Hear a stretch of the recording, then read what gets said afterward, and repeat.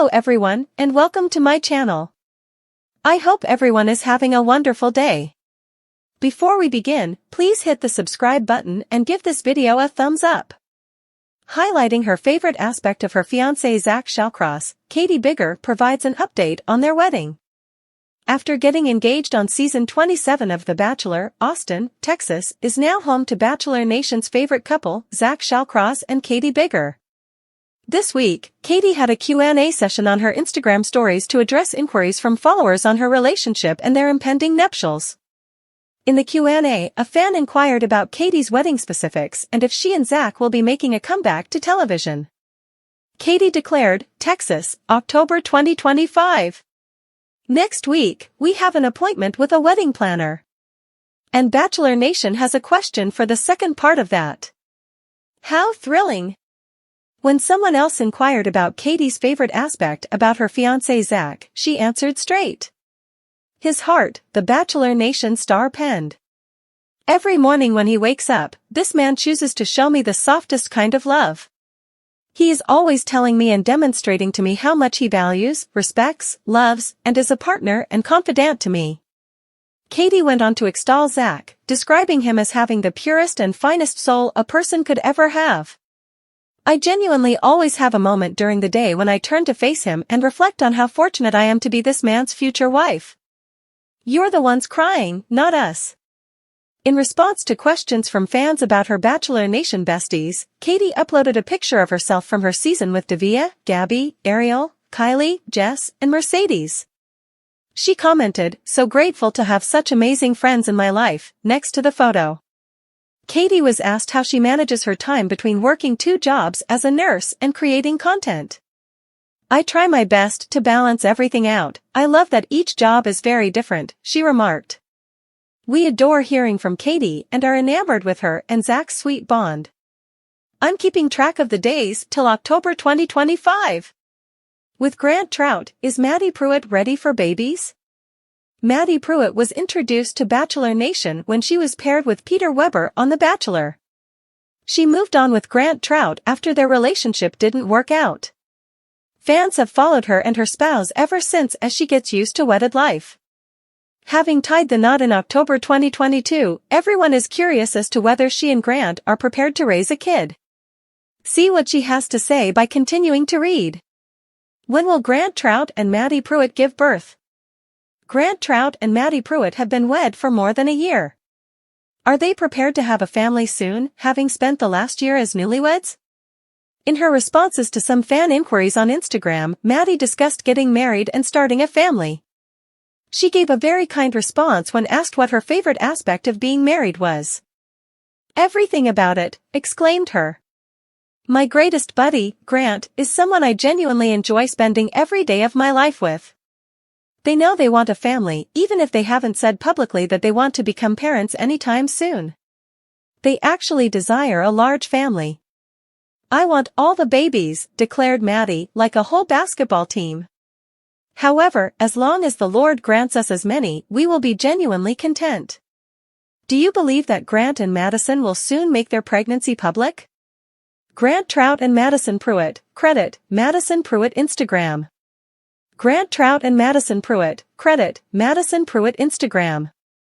How's her remaining years going? Maddie Pruitt was also questioned about her general well-being. She declared, "I really am good. I'm currently working on a bunch of projects, and they're all really interesting and fun. Even though life might get really hectic, I make an effort to live in the present and appreciate where I am." Maddie continues to adore her spouse, who also happens to be a billionaire's son.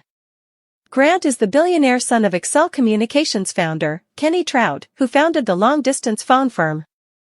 After becoming engaged relatively quickly, she and Grant decided they only wanted to be engaged for a short time.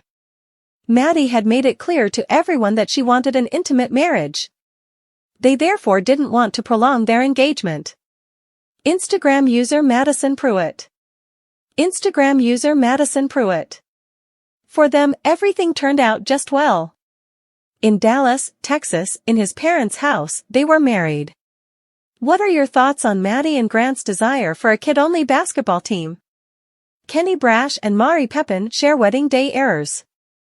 Favorite Bachelor in Paradise scenes: Kenny Brash and Mari Pepin have now been married twice. In front of mostly relatives, they were married for the first time in Puerto Rico. They recently had a celebration in Chicago with all of their pals. Following the wedding, things are starting to settle down, so they are disclosing a few more information, one of which is a major error. What took place? Continue reading to learn more. Kenny Brash and Mari Pepin discuss a serious wedding mishap. Mari Pepin and Kenny Brash, who recently tied the knot, are sharing additional details about their wedding day. The happy pair discuss their life and recent events as they appeared on Bachelor Happy Hour.